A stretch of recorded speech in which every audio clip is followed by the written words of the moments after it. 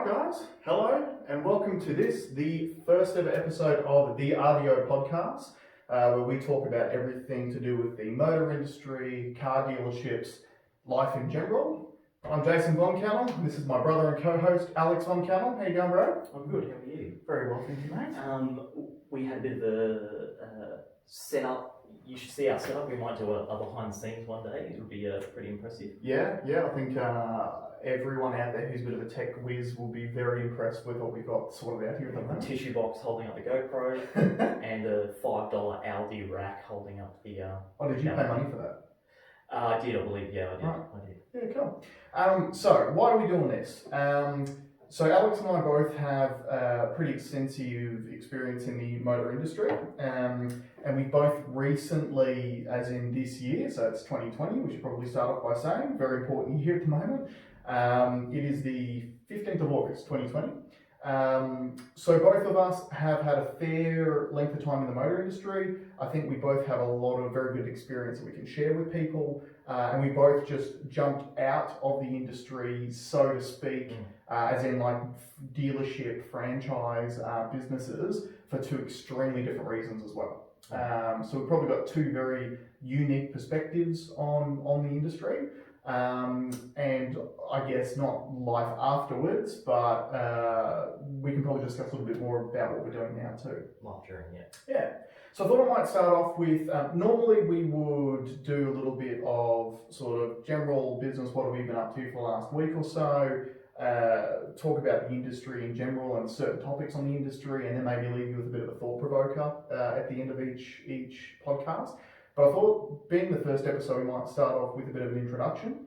Alex, you've been in the industry for 17 years? Almost 17 years. So I started at the end of high school. I was really definitive. I knew exactly what I was going to do, and I was going to go sell cars. And I actually remember I literally hit the ground running. I printed out probably 15 copies of my resume. And I walked from dealership to dealership asking for a job. So just to probably start a little bit further back as well, Alex is my older brother. He's 2 years older than me. So this time you were 17 when you left high school. So I was 15 still in high school at the time. So sorry, continue. So I went from dealership to dealership. Some of them were receptive, some of them weren't. And I ended up getting a job at a Holden dealership on the Gold Coast and starting as a cadet. And what a cadet meant is that you were a gopher. It was the most entry-level job that you could get. I think I was on 20 grand for the year at the time. And basically I started in pre-delivery. So cleaning cars, running paperwork around. At the time the dealership I was at was under construction. So there was a big construction site where you couldn't just walk straight through. So I think I was basically cheap labour, like a little messenger boy, I suppose.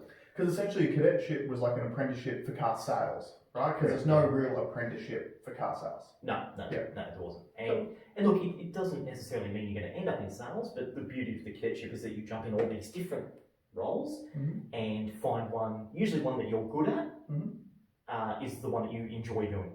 And then you could end up in that. So I had done pre-delivery, so detailing. I had done workshop control, service advising, stock control, bit of used car sales, and then ended up in new car sales. From there, I've done various sales roles, primarily new cars for the first phase of my career. Got into management at 21. Had the opportunity to manage a little rental car company, which was an offshoot of our dealership. So how did that come up? Did that get offered to you, or did you push for something? I always wanted to be a manager. I was so ambitious. I thought any management role that came up, I was like, I'll do that. I can do that. I can do that. And look, probably under-equipped. So I think being given the opportunity to do the car rental thing, which was a much smaller operation, was a really good chance for me to prove it. Let's analyse that for 1 second. Yeah. Because I think there's a lesson out of this for everyone who's listening to this, especially people who are young in any industry at all.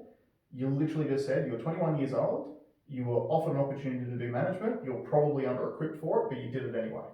Yes. you will never be ready for any of these roles before you do them. So you just got to say yes, put your hand up, bite off more than you can chew, and keep chewing. 100%. And look, I knew that I didn't have the tools, but I also knew that I would gain them as time went on. So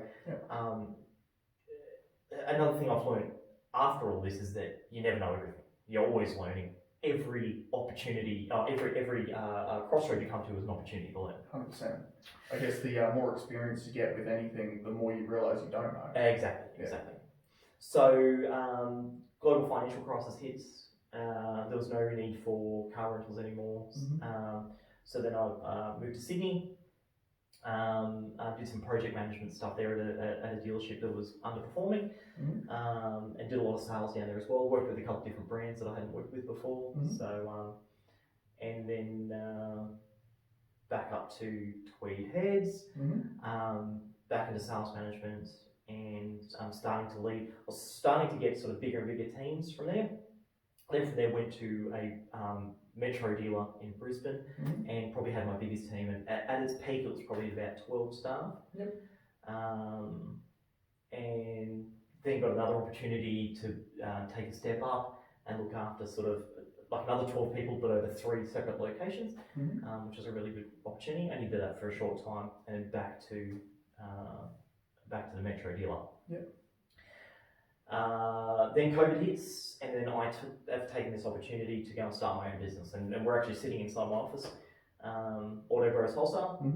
It's a little project. I've had a business plan probably prepared for the last 5 or 6 years, and I was just looking for a sign, like a motivator to do it. And for me, COVID-19 was the catalyst for it.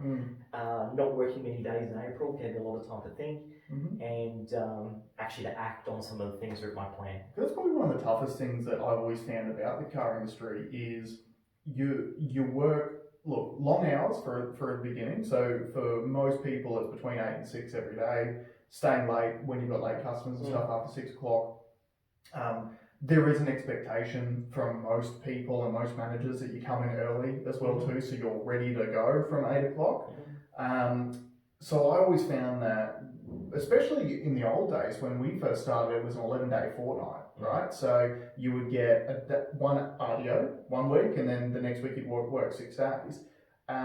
It doesn't leave much time for free thought, does it? Well, even worse than that, when I was coming up, it was almost frowned upon to take your RDO at all. Yeah, I don't think that has changed too much. No, it has changed a lot, because you were almost, looking back on it now with fresh eyes, at the time we didn't know, but you were really belittled or bullied into working those hours. If you weren't there, you weren't selling, and I had some cutthroat salespeople I worked side by side with that would literally just nick your customers if you took the day off. So you almost had to be there just to protect your own patch, which is a really negative thing. But that's what the industry was like then, and I'm sure it was even worse prior to that. Yeah, I'm sure. We're sort of scaling. We're going the right way in terms of that mentality, but there's still a long way to go. So that's basically almost 17 years.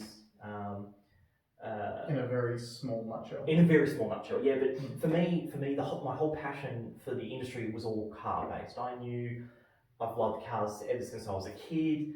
I have a real appreciation, especially for weird and oddball cars. That's probably the one thing that was out of line with the franchise dealerships that I worked with, is that I saw these cool, weird, wonderful cars, and I saw the potential for them, whereas it doesn't fit with the standard business model. So kind of the beauty of doing my own thing is that I can go balls deep into what I am passionate about. It'll take me a while. I need to build some capital up to start playing in that stuff, but I'm dabbling now in some sort of weird cars. But the freedom and flexibility to do it for myself was a big motivator for me. And I'm 3 months in, and things are going really well. So I'm still learning every single day. I've got to learn the accounts part. That's the only part I probably didn't do during my cadetship. Ask any admin person that you've ever worked with before, they'd be like, I knew you couldn't do that shit. But had some help from some people that I've networked with over the years. They've been really helpful, giving up their time for me to extract some knowledge for them. So I really appreciate that. Met a lot of good people in the industry too. I'm still in contact with some people that I used to sell with 10, 15 years ago. And that's really nice. It is to me one of the best things about the industry is you meet people from all different walks of life. You got into it when you were super young. I got into it when I was fairly young as well. Obviously no one near as young as you. I was about 22 when I first started. And the best thing about it is that it gives you opportunity to work alongside people who are obviously a lot older, more advanced in their careers, and also in different life phases too. So you can sort of, one thing I was really fortunate for when I was first starting was that I was working for guys who were in their sort of late 30s and early 40s, and they were talking about investing in properties and shares and all this sort of stuff, which I had no idea about, but it actually exposed me to that world. Whereas if I was just doing what I was doing before that, I was never going to be exposed to that sort of stuff. So I think that also comes from the fact that you're dealing with your people facing. And unlike a maybe a checkout person's interaction with the customer is you're actually getting to know 90% of your customers you're building a rapport with. And you're finding out what they do and how they do it. That's the job, isn't it? Right? Like it's meet and greet, qualification. So you need to actually learn about your clients and what makes them tick, and it's asking them about their family lives and what they do for work and all those sorts of things. But that exposure does mean that your thought process, especially when you're young, tends to be probably a lot more broad because you deal with a broad range of people. And that's something I've been criticised mostly by our parents because I've probably had some big and outlandish ideas of things that I wanted to do, and most of that it's not new ideas. They're ideas that I've lifted off people that I've met throughout my network. Fair enough. Well, I guess if we go back to my beginnings, so I was opposite to you. So you said before you knew exactly what you wanted to do as soon as you left school. You've always had a fascination with cars. I remember being a little kid and having you sit on Dad's lap and drive our car down the street. The streets of Cambo when you were what, 5, 6 years old, just steering the steering wheel. Bluebird TRX, I won't forget it. And I admit, I would be sitting in the seat looking at you going, that's terrifying. I was just not that inclined towards cars. So when I left high school, I had absolutely no idea what I wanted to do. So jumped into university to study psychology. Original idea was to become a sports psychologist. Made my family really proud because I was actually the first ever member of our family to go to university, which also made me the first member of our family to drop out of university 12 months later because I was just sick of being broke. 18 years old, no money. Also, probably, I found psychology really interesting. What I didn't like about it was, I think, again, being at that age, there's a lot of group activities, and I kept getting grouped with duds who would just not show up for everything and all that sort of stuff, and I just got over it. So anyway, I dropped out of that. So I jumped into my first real job after school by accident, which was a high ropes safety supervisor at a place called the Mount Tamworth Adventure Park. So I literally applied for it because the ad in the paper said parking attendant. So I thought it was like you would give out parking tickets and stuff like that. In a car park. And then went to the interview, and it turns out to be this brand new thing that they were building, chance to be part of a new team, start something new, and it was really, really cool. So basically did that for 5 years. That was my first experience with poor management too, which is probably a whole other story, which lasted the first 3 years. But that taught me a lot. I was again, a young kid, 18 years old. I was the youngest member of the team by 10 years. So the next youngest person was 28. Everyone else was older than that. So I was already exposed to working with older people, sort of seeing different perspectives, that sort of thing. I was fortunate enough, once some turmoil went through and the whole management crew got kicked out, I was actually promoted to assistant manager alongside a lady called Michelle, who I'd say was one of my first mentors, really. in at least in work. I've had a few mentors in sports and stuff like that too back in the day, which again, that's one thing that I will say as well too, is probably another learning point for young people doing anything. Find a mentor, find someone who is older, more experienced, that you trust, that you know is going to be honest with you, someone that you can actually talk to all the time. So when, I guess you fast forward 2 years after I finished up there and started the motor trade, because was referred by you essentially and got cold called by our old general sales manager. One of the things that really fast-tracked my career was that we lived together at the time.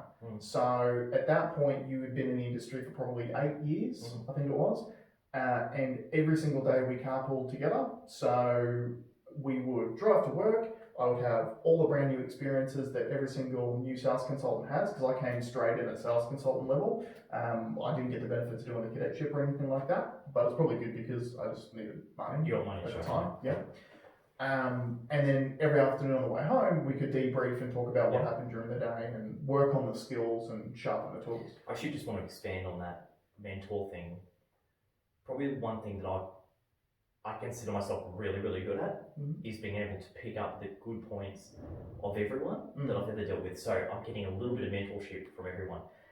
And a massive tip that I would give any young person that is looking to get into the industry, don't follow the money up front. Follow the person. Look for someone that's going to develop you, because I've seen it 1,000 times where someone goes and takes the job that pays the most money up front, but has no support, no mentorship, no development, and you don't last. No, because you get set up for failure. If you do 6 interviews, right, and there's one person that says, I'll pay you $5,000 over what anyone else is, I've got the strongest commission plan of anyone else, and you've got one person that's saying, look, my pay's not great, but I've got this person, this course that we send people on, this career progression plan that we've got, someone that believes in investing in new people, take that job. 100%. Take that job. Yeah. Okay. Because your development, it's investing in yourself, which is always going to pay off down the track. 100%.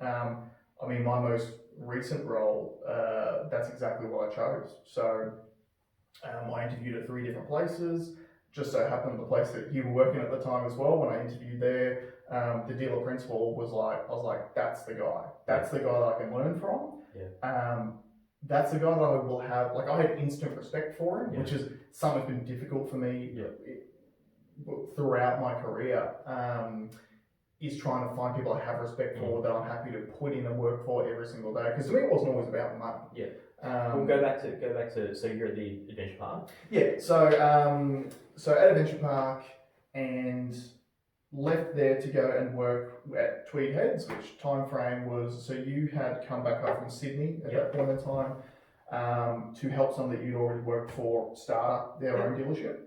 And it was about 3 months after that was started up that you guys just needed staff, because you took over an existing location. As always, there's a pretty big staff clear out at that point in time. They either leave of their own accord or, a lot of people don't like change. That's something else that's pretty common with our industry too. So that was when I'd started. Now, let me tell this story. so a really good icebreaker before you start in any new place is to go and have a barbecue with the team prior. Right. So you were due to start on the Monday, and on the Sunday there was a manager that was putting on a barbecue. I think you decided to have about 60 beers. Because again, you got to think, 22-year-old kid and free piss. What are you going to do? Absolutely slaughtered. I can't remember if you threw up in the car. You definitely fell No, asleep. didn't throw up in the car. Because, and I remember, I wasn't that slaughtered at the party. No, you seemed fine at the party, but in the car. As soon as I got in the car and you start, and this happens to me all the time, well, not all the time now, but this is the thing that always gets me when I binge drink, is the car ride. So jumped in the car, and by the time we got home, which was not a long trip, like 10 minutes or something like that, I was munted. I was absolutely munted. I don't even spewed in the sink. I think I even considered leaving him inside the car because I couldn't wake him up. But anyway, so he was due to start the very next day, and it was so every 21, 22-year-old person who I've worked with recently, who I've given shit for doing this very thing. I was once 22 years old too. So we get down there, and it is a muggy day. This is at work, right? This is at work, first day of work. Now, not only first day at work, but first day wearing corporate attire. So my entire career up until that point was polo shirt, shorts, and joggers every day. Yeah, so now he's in proper, work pants. And this is out in the long-sleeve beautiful lush rainforest on Mount Tambourine, so it's quite cool. Yeah.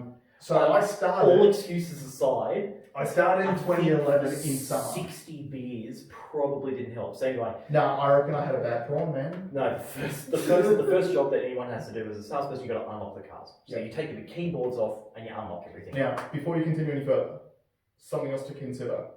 I hate cars. I've never been into cars. So my first job, I'm a Kia sales consultant, right? I have no clue what all these cars are. Now, anyone who's worked in the industry before, you know that we have a board that's got all the keys on it, right? And they're in an order, and they've all got key tags on to tell you what car they are and everything. Now, I don't know what any of these cars are called or anything like that. All that aside, if you had not had 60 beers prior, your brain... And a bad prawn. 60 beers and a bad prawn. Your brain would have been able to comprehend the pattern that would have been shown on the board, right? So let me paint you a picture.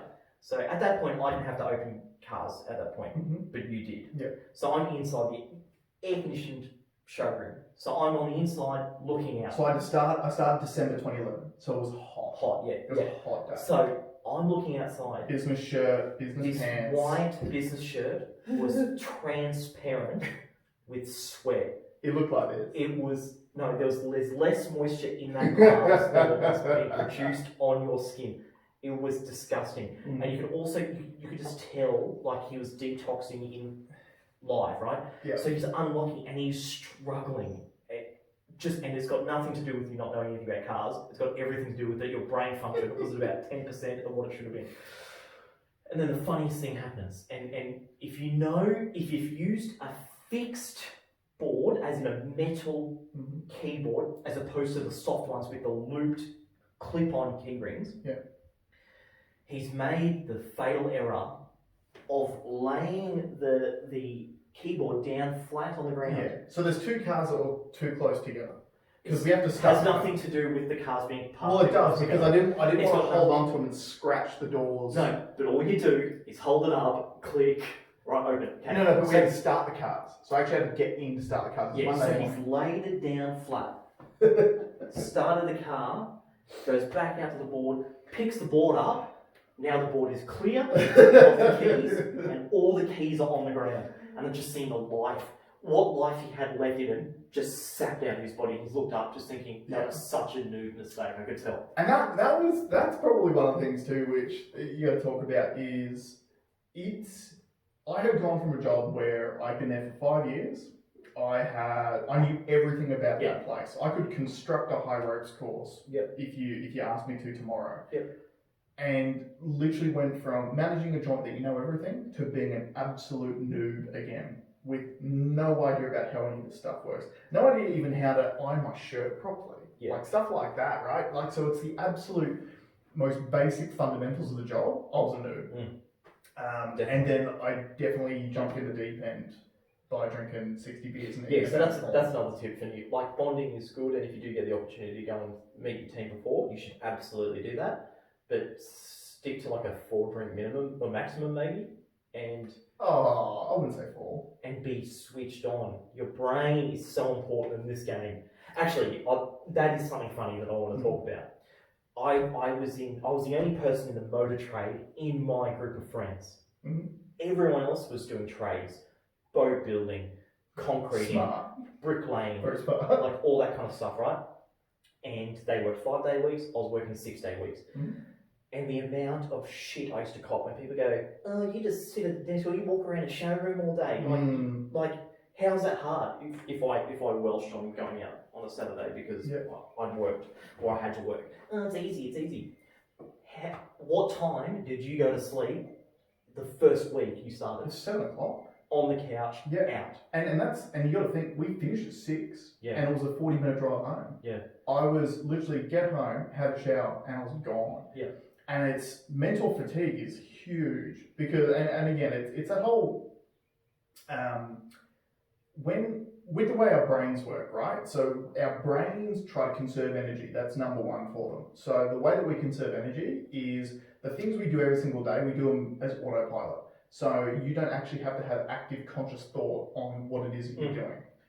So when you start in this new gig, everything that you do is conscious thought all day, every day. And you've got to learn the cars, you've got to learn the different models in the lineups, what they come with, what their prices are, what your competitors are doing. Oh, what staff looks after what part of what paperwork. Well, yeah, they're massive machines, right? Like the amount of people that touch one deal between, order and delivery, it's off its head. So, and again, you don't know this stuff. So if you just walked into a car dealership, you would think that Alex on Camel, who's on the sales floor that you're dealing with, does everything. Which is what I do now. Pretty much, yeah. And how much easier is it? So much easier. Yeah. Less get readies.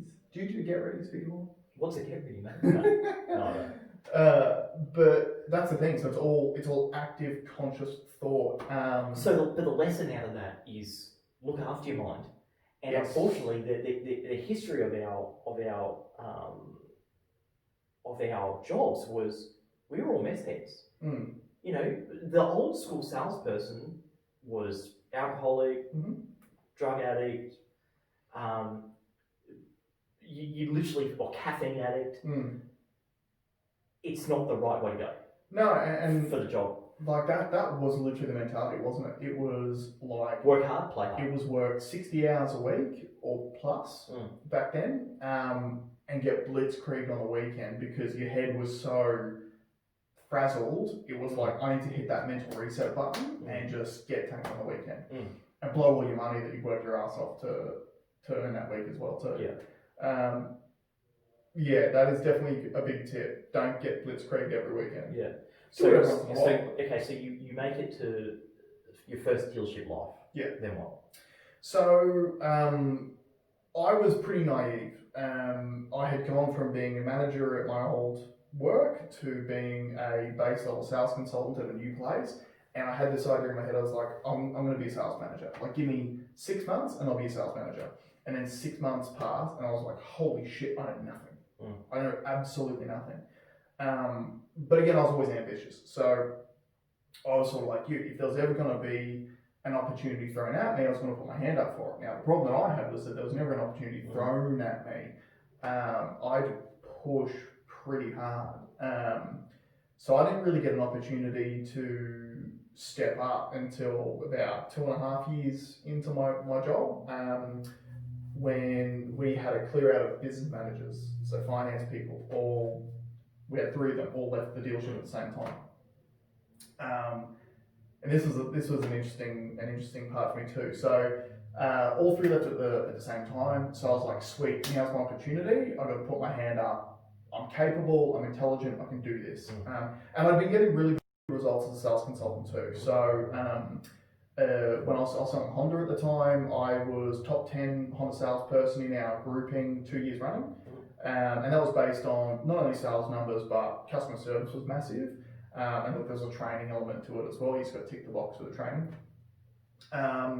But I was like, cool, I've been doing really, really well, making the dealership a lot of money, doing all the things that were profitable. So getting good finance penetration, selling a lot of aftercare, grossing on the cars, but having happy customers. And again, that's something that is probably lacking for certain people, especially getting into it now too, is that old thing of your happiest customers paid the most because you actually built the value in the product, yourself, your service.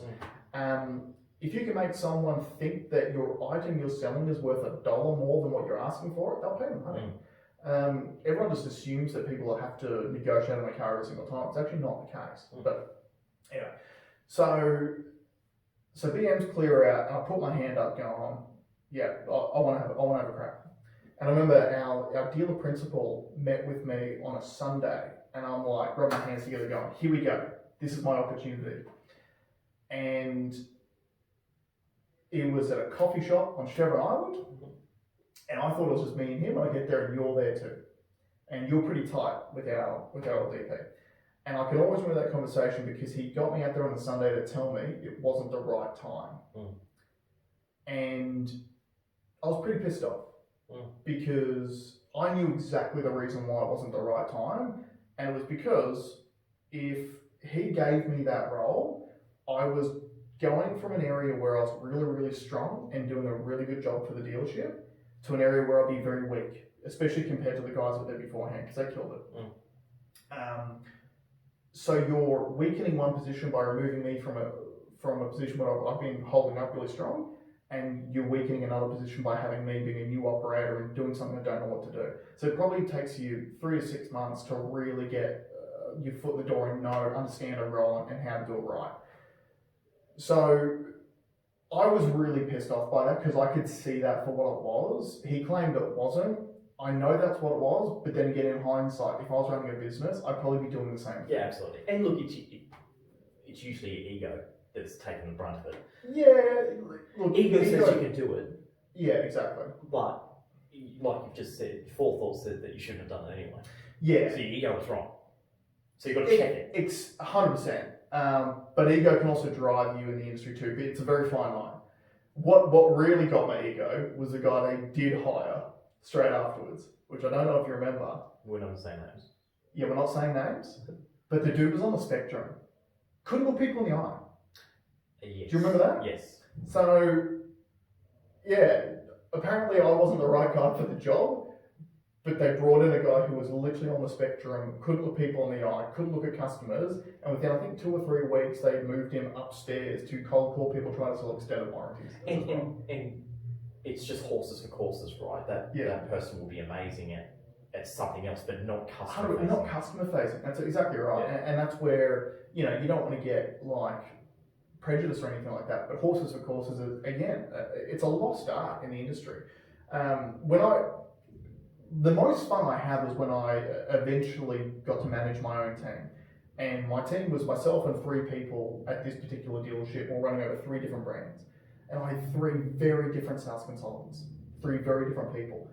But you would have a customer walk in the front door and it was like, all right, it's a lovely old lady on her own. In Tweed Heads, we had a lot of widows, which everyone knows the stigma of women walking into a dealership. They just feel like they're going to be ripped off. They feel like they're going to be taken for a ride. It's really intimidating. And what we saw a lot was, it's that typical old school thing of when they had a couple, the man did all this stuff.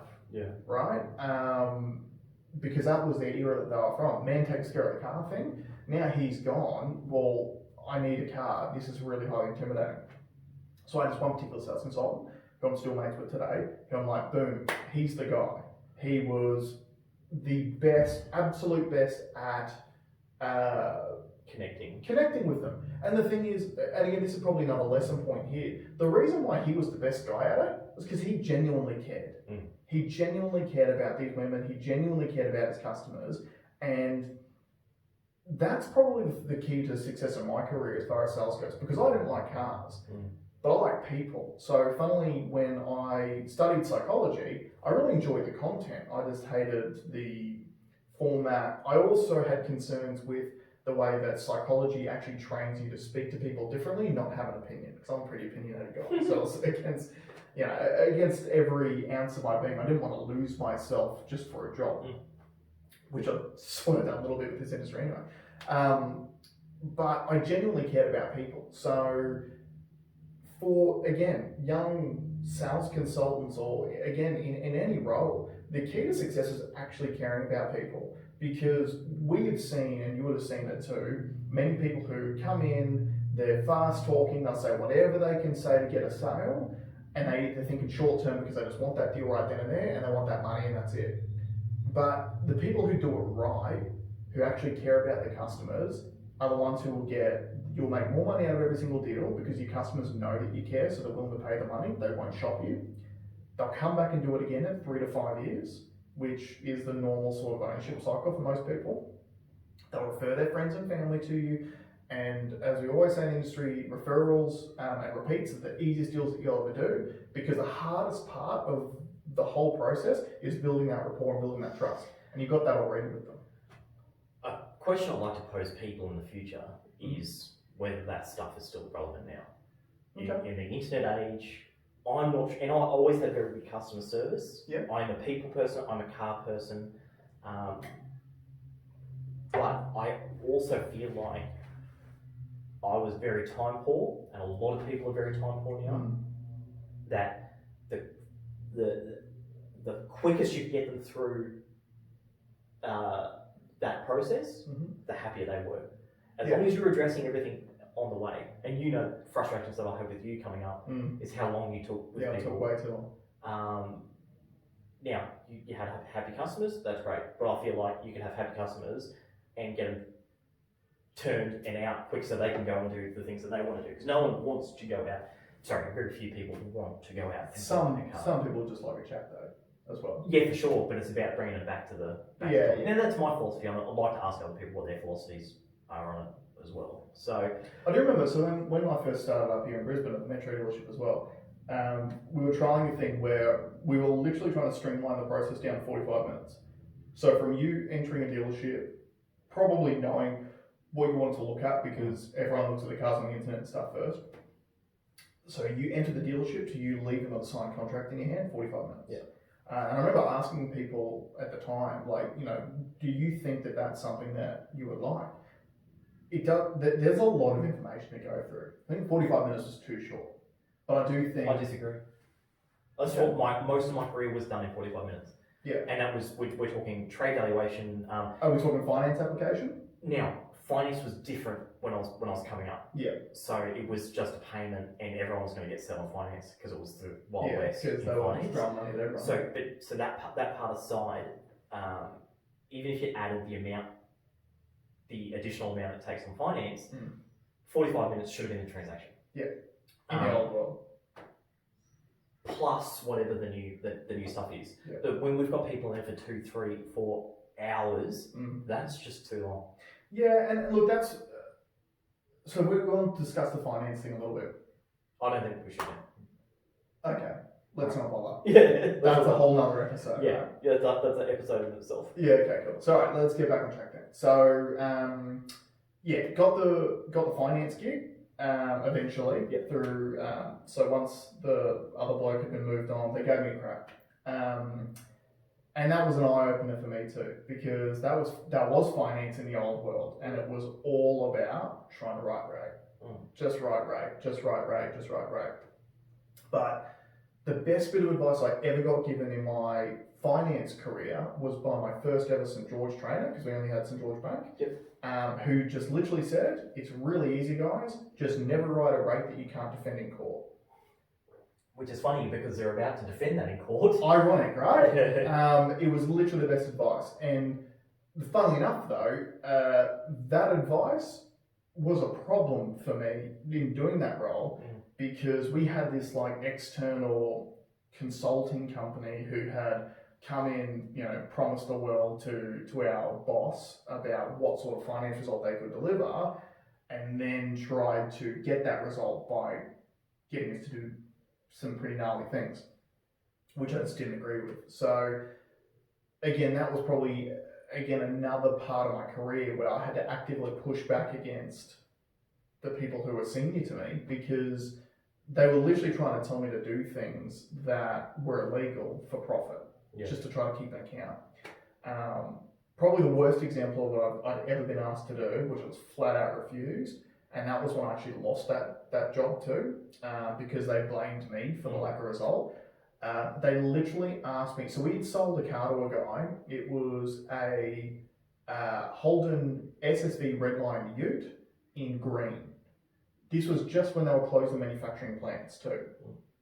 So production was sketchy as to whether or not we were going to get this thing. We actually had to factory order it, right? So anyway, we ordered the orders in place.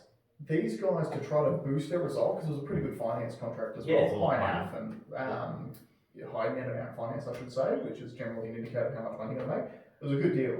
They were trying to get me to sell this deal before the car had even arrived. It was like 2 months away. Yeah. And they were like, no, we need the income, we need the income. And I'm like, well, mate, what happens if that car falls off the back of a truck and you can't do another one? Which does happen. For a start, and it does happen. Not until it's illegal. Yeah. You can't secure a finance contract against a vehicle that doesn't exist. Yeah. nor should the client be paying for the car. 100%. Right, So, all of it. yeah, so 100%. All of it. yeah, we again had a bit of a barney over that, and then I got booted out of it. So that was a bit of a crossroads moment for me, because I can remember sitting in the office when I was told that I would no longer be doing it. And I just looked straight at the boss and said, okay, if you don't think that I can do that, but you think I've got value for your organisation, what can you see me doing? And they were like, oh, look, don't you want to go home and think about it, and just think about what it is that you want to do? I said, no, I'm a big boy. Like I can cop that you don't want me doing this anymore. So what do you think I can do? And that was when I got my first sales management role, because they threw me the Holden franchise, because the Holden manager just dipped out. Holden was starting to go through its tough times. I've never seen a brand go from the penthouse to the shithouse faster than they did. I had seen it in a much stronger position than even what you did. It was literally on this downward. And no one had ever thought a 100-year-old company would go bust. 100%. And they're literally, just as we're filming this now, all over Facebook, they are pulling down the signs. Yeah, well, they're gone. They were supposed to be down by the end of June, weren't they? Yeah, but they're just pulling them now. Yeah, crazy. Like, massive. You were literally a Holden man or a Ford man in this country. And now they're gone. Yeah. And so, you're talking about egos before. Interesting point. They need to check their egos. That was their issue. They had, the way they handled the shutdown was... It's like Holden. Yeah, Holden handled the shutdown was just crazy. And then they blamed the dealer network for... there's an episode in that as well. Yeah, 100%. So what... let's wrap it up. Yeah. I wanted you to bring a thought provoker. So we've actually been discussing a lot of them, but let's be a bit more concise. So then this is the first episode. To celebrate a first episode and a new start, what are the top 3 pieces of advice you would give a new starter or someone fairly young in the industry? Okay. It's a good one. The first one I've already said, which is follow the person that's going to develop you the most. Mm-hmm. That is, I think, the number one. Mm-hmm. Number 2, I would say, look after your brain. Yep. Whether that be through physical activity, your diet. Make sure that you're mentally in a state of mind to thrive. Yep. Yep. And that's something I only learned much later on in life. And it's never spoken about either. Yeah. Which is a really, really good point. Yeah. Don't be that guy sucking down Red Bulls at 8 o'clock in the morning. And my other big one is do not take the stress home with you. Yeah. Okay, so never leave work with something unchecked. It might be that one last phone call that you need to make that you just, I'll do it tomorrow. Sleep is so important. And one thing, again, it took me many years in the industry to realise, write it down, check it off as you go, get it done right then when you're at work, and when you're at home, do nothing. Yep. Those would be my 3 things. Okay. What were my 3 then? Look, my number 1, I think, is very similar to your first one. Find a mentor. Find someone who is experienced, that you know, that you trust, and start a relationship with that person. Go and impose yourself on them a little bit, because if they're the right person, they will allow you their time. Because the wrong people will niche you anyway. So if anyone palms you off and doesn't want to actually engage with you in these conversations where you're literally trying to improve yourself, that's not the right person, move on to the next one. Yeah. So find a mentor, someone that you can bounce off. Number 2 would be actually take control of and prioritise your own training. The industry's always done pretty well for training, like manufacturers offer it up, a lot of dealerships offer it up. I think in the current landscape where, again, margins get so short, COVID's impacted the industry, the money's not around there, there's less opportunity and time to actually invest in your staff. So you've got to invest in yourself. For sure. There are, just jump on Google, look stuff up. But not only training as far as the industry goes, but mental training, life training, like anything that's going to upskill you as a human being is going to, improve you as a salesperson. Reading Financial Times is probably reading finance news is a massive one, because it's going to give you a bearing of what your clients are going to go through as well. Yep. Your 3rd? My number 3 would be, and again, it's probably a bit of an ego checking thing too, but be genuine. So, the days of the old fast talking sales shark, how you going there, Alex? That shit's over, man. Everyone hates it, right? So we can smell a bullshit artist from a mile away, especially with the world that we live in with Donald Trump as like, the President of the United States. Everyone smells the bullshit. Oh, look at these charts. Be genuine.